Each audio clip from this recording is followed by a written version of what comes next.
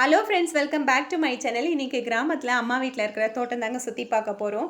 நம்ம காம்பவுண்டுக்கு வெளியவே 2 பக்கமும் மரங்கள்லாம் வச்சுருக்காங்க. ரைட் சைடில் பார்த்தீங்கன்னா ஒரு பெரிய சீதா மரம் இருக்குது. அது பக்கத்துலேயே மாதுளை மரமும் இருக்குது. அதில் நித்திய மல்லிக்கொடியும் நல்லா ஏறி படர்ந்து இருக்குங்க.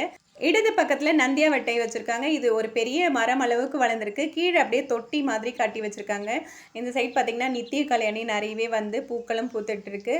இந்த சைடு கற்றாழை, சங்குப்பூ, பெரண்டை இது எல்லாமே வச்சுருக்காங்க. இப்போ நம்ம பார்த்தது எல்லாமே கேட்டுக்கு வெளிப்புறமாக இருந்த செடிகள். அப்படியே கேட்டுக்கு உள்புறமாகவும் காம்பவுண்ட் ஒட்டி கொஞ்சம் செடிகள்லாம் இருக்குங்க.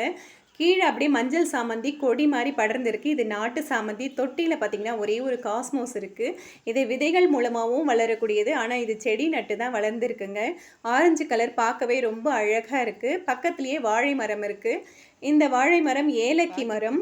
இப்போதைக்கு இதில் பூக்களும் இல்லை, கொலையும் எதுவுமே இல்லை, வெறும் செடிகள் தான் இருக்குது. ஏற்கனவே கொலை விட்டு அதை வெட்டியிருக்காங்க.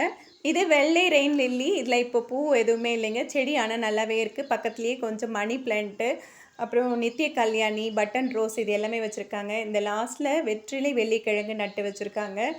இது பாருங்கள் எலுமிச்சை மரம். நிறைய எலுமிச்சம் இருக்குது. நல்லா சுவையாகவும் இருக்கும், நல்லா பெருசாகவும் வருங்க. பெரிய மரம். இந்த மரத்தில் காய்கள் காய்ச்சதுன்னா 100 காய்க்கு மேலே தாங்க வரும். அந்த அளவுக்கு நிறைய காய்கள் கொடுக்கும்.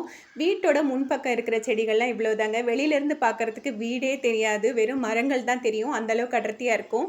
இப்போ அப்படியே பக்கத்தில் இருக்கிற மரங்களையும் பார்க்கலாம். இது வீட்டோட பக்கத்தில் இருக்கிற இடம். அப்படியே இது பின்பக்கம் வரைக்கும் போகுங்க. இங்கேருந்து தோட்டம் ஆரம்பித்து பின்பக்கம் வரைக்கும் இருக்குங்க. இந்த பக்கத்தில் என்னென்ன மரங்கள்லாம் இருக்குதுன்னு பார்க்கலாம். இது பப்பாளி மரம் நிறையவே காய்ச்சுது. இப்போ பார்த்தீங்கன்னா காஞ்சி தொங்கிட்டுருக்கு. அது பக்கத்துலேயே முருங்கை மரம் நல்லா மாடி உயரத்துக்கு வளர்ந்துருக்குங்க. நிறைய முருங்கைக்காய் இருக்குது. அது பக்கத்தில் சீதா மரம் 2 இருக்குங்க. நிறைய காய்கள் இருக்குது, ஆனால் எப்போ பழுக்கம் தெரியல. எல்லாமே ஒரு பால் அளவுக்கு தாங்க இருக்குது. அது பக்கத்தில் பாருங்களேன் வெள்ளிக்கிழங்கு. இது ஒரே ஒரு வெள்ளிக்கிழங்கு தான், சர்க்கரை வெள்ளிக்கிழங்கு நட்டிருந்தாங்க.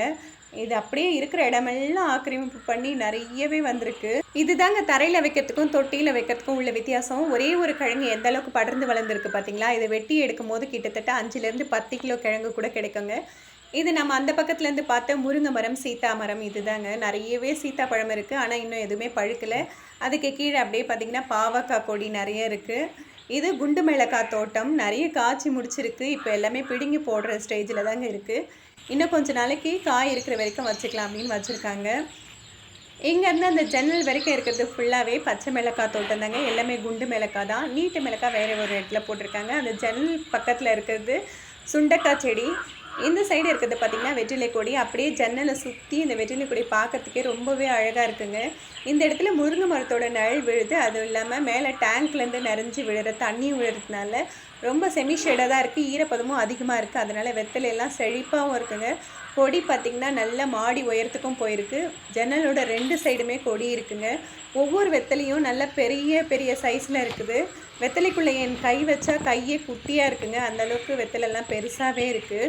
இது இந்த பீடா வெத்தலைன்னு சொல்லுவாங்கள்ல, அதுதாங்க. ஒரு வெத்தலை இருந்தாலே போதும், ஒரு பீடா அழகாக செஞ்சிடலாம். ஒரு 4-5 வருஷம் இருக்கும் இதை வச்சு. நான் சென்னையிலேருந்து ஒரே ஒரு கிளை தான் கொடுத்து அனுப்பிச்சிருந்தேன். அது இந்த அளவுக்கு சூப்பராகவே வளர்ந்துருக்குங்க. இது பக்கத்துலேயே கற்பூரவள்ளி இருக்குது. இது பார்த்திங்கன்னா வாழைத்தோட்டம். அந்த ஜன்னலுக்கு பக்கத்துலேயே கொஞ்சம் தள்ளி வாழைத்தோட்டம் இருக்குது. இது கிச்சன் ஜன்னலையே மூடி இருக்குங்க. வெளிச்சமே பத்தலை, அந்தளவுக்கு ஃபுல்லாக ஒரு தோப்பு மாதிரியே வந்திருக்கு. ஃபுல்லாகவே இது கற்பூர வாழை தான். ஒரு 3-4 கொலை விட்டுருக்குங்க. பெரிய கொலை இருக்குது, அப்புறம் சின்ன சின்ன கொலை 3 இருக்குங்க. ரொம்ப இனிப்பாக இருக்கும், டேஸ்ட்டு சூப்பராக இருக்கும். இது எடுக்க எடுக்க வந்துகிட்டே இருக்குது. அந்தளவுக்கு மண் வளங்க இந்த வாழை மரத்துக்கு இங்கே இருக்கிறதுனால. அப்புறம் ஷிங்க்கு தண்ணியெல்லாம் இங்கே பாயுது, அதனால நல்லா வருது. இது முசுமுசுக்கை நல்லா படர்ந்து இருக்குது. நம்மளுக்கு தேவையான மூலிகையெல்லாம் இந்த தோட்டத்திலேயே கிடச்சிரும். இது திருநீற்று பச்சிலை செடி. இதுலேயே முசுமுசுக்கை கொடியும் நல்லா படர்ந்துருக்கு. இந்த சைடு பார்த்திங்கன்னா கம்பு நிறையவே இருக்குது. இது நம்ம கழுவிட்டு தண்ணி விடுறோம் இல்லைங்களா, அந்த தண்ணியிலேருந்தே வளர்ந்துட்டு தான். இந்த பக்கம் ஷிங்க்கு தண்ணியெல்லாம் வரதுனால நல்ல செழிப்பாகவே வளர்ந்துருக்கு. அது ஃபுல்லாகவே கீழே இருக்கிறது எல்லாமே துளசி செடிங்க. நிறைய துளசி இருக்குது. இதுவும் திருநீற்று பச்சிலை தான். இப்போ வெயில் இருக்கிறதுனால கொஞ்சம் அப்படி வாடின மாதிரி இருக்குது. இந்த சைடு இருக்கிற வாழை மரம் பார்த்திங்கன்னா ரஸ்தாளி. நல்ல பெரிய பெரிய ரஸ்தாளி பழம் வருங்க. அதுக்கு பக்கத்துலேயே இருக்கிறது கொய்யா மரம். இது சிவப்பு நாட்டு கொய்யா மரம். நல்லா பெருசாக வந்திருக்கு. இப்போ தான் முதல் முறையாக பூக்களும் பிஞ்சுகளும் விட்டுருக்குங்க. இந்த அளவுக்கு மரம் வளர்கிற வரைக்கும் இதில் பூ பிஞ்சு எதுவுமே வந்ததில்லை. ஏகப்பட்ட பிஞ்சு இருக்குது. கட் பண்ணால் ஒரு கோணி ஃபுல்லாகவே அறுக்கலாம், அந்த அளவுக்கு வந்திருக்கு. இது முத்தி பழுக்கிறதுக்கு கிட்டத்தட்ட 1 மாதமே ஆகிடுங்க, அந்த அளவுக்கு இருக்குது. இது பக்கத்துலேயே இன்னொரு கொய்யாவும் இருக்குது. இது சாதாரண பச்சை நிற கொய்யா தான். இதுலேயுமே நிறைய பூக்கள் எல்லாமே வச்சுருக்கு. அது பக்கத்துலேயே மணத்தக்காளி கீரை பார்த்திங்கன்னா நிறைய இருக்குங்க. இந்த தோட்டத்தில் காய்கறிகள், மூலிகைகள், பழங்கள், கீரைகள்னு எதுக்குமே பஞ்சமே இருக்காதுங்க. அந்த அளவுக்கு பெரிய தோட்டம். காலையில் எந்திரிச்சு தோட்டத்துக்கு வந்துட்டோம்னா வீட்டுக்குள்ளே போகவே மனசு வராது. பார்க்குறதுக்கு பசுமையாகவும் இருக்கும். இந்த பேர்ட்ஸோட சவுண்டு கேட்குறது அவ்வளோ இனிமையாகவும் இருக்குங்க. இந்த பறவைகளோட சத்தெல்லாம் வீட்டுக்குள்ளே வந்து அதுதான் நம்மளை காலையில் எழுப்பியே விடும். இது ஒரு பக்கத்தோட தோட்டம் தான். பின்பக்கம் இன்னும் நிறையவே செடிகள் இருக்குது. அது என்னென்னு பார்ட் 2ல் சொல்கிறேன். இந்த வீடியோ பிடிச்சிருந்தா லைக் பண்ணுங்கள். சேனலை சப்ஸ்கிரைப் பண்ணாமல் பார்த்துட்டு இருந்தீங்கன்னா சப்ஸ்கிரைப் பண்ணிக்கோங்க. தேங்க்ஸ் ஃபார் வாட்சிங்.